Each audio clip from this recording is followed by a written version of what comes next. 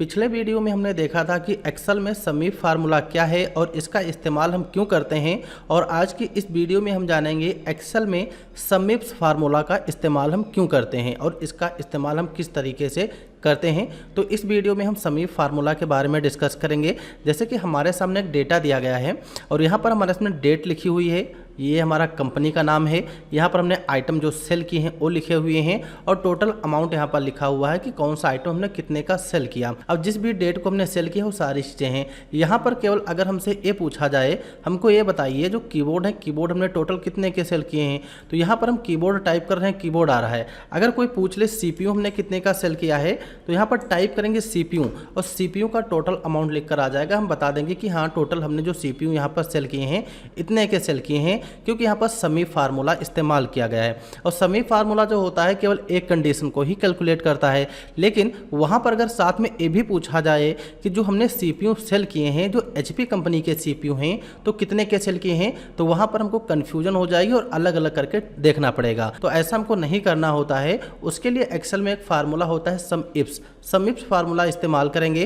Company name डाल देंगे, जिस भी आइटम का टोटल चाहिए आइटम डाल देंगे, ऑटोमेटिक टोटल अमाउंट निकल कर आ जाएगा। तो यहाँ पर हम लगाते हैं समीप्स फार्मूला। तो समीप्स फार्मूला जो लगाना है, यहाँ पर टोटल जहाँ पर निकालना चाहते हैं यहाँ पर लगाएंगे और यहाँ पर हमको टाइप कर लेना है इक्वल, क्योंकि हमने पहले ही बताया एक्सेल में हम कोई भी फार्मूला लगाते हैं तो वहाँ पर हमको इक्वल सिंबल से ही शुरुआत करना होता है। यहाँ पर हम लगाएंगे समीप्स। अब यहाँ पर सम रेंज दिया गया, तो सम रेंज में हमको टोटल का एड्रेस दे देना है, क्योंकि इसी को हमें जोड़ना है। फिर यहाँ पर हमको लगाना है कॉमा लगाएंगे। अब देखो यहाँ पर लिखा हुआ है क्राइटेरिया रेंज 1, तो क्राइटेरिया रेंज 1 में हम कंपनी का एड्रेस देंगे और यहाँ पर हमको लगाना है कॉमा। फिर यहाँ पर देखो लिख कर आ रहा है क्राइटेरिया 1, तो क्राइटेरिया 1 में हमको कंपनी जो है जहाँ पर हम टाइप करना चाहते हैं इसका एड्रेस दे देंगे, फिर कॉमा लगाएंगे। अब यहाँ पर हमको देना है क्राइटेरिया रेंज 2 का एड्रेस, तो यहाँ पर हम अपने इसका एड्रेस देंगे, फिर यहाँ पर कॉमा लगाएंगे। अब यहाँ पर हमको टाइप करना है क्राइटेरिया 2 जो है कहाँ पर चाहिए, यहाँ पर चाहिए। इतना टाइप करने के बाद ब्रैकेट को बंद कर देना है और इंटर करेंगे। तो अभी यहाँ पर 0 दिखा रहा है। जैसे कि हमको एचपी कंपनी के कीबोर्ड हमने टोटल कितने सेल किए हैं, तो यहाँ पर टाइप करेंगे एचपी।